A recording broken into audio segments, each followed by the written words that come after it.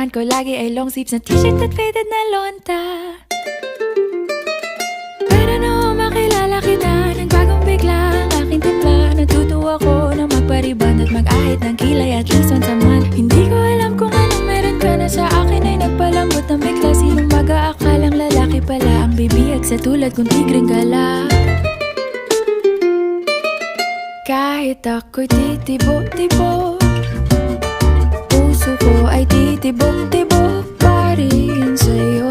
Isang halik mo lamang at ako ay tinatablan, at ang aking pagkababae ay nabubuhayan na para bang bulaklak na namumukadkad. Dahil alaga mo sa dilig at katamtamang sikat ng araw-araw mong pag-ibig sa aking buhay.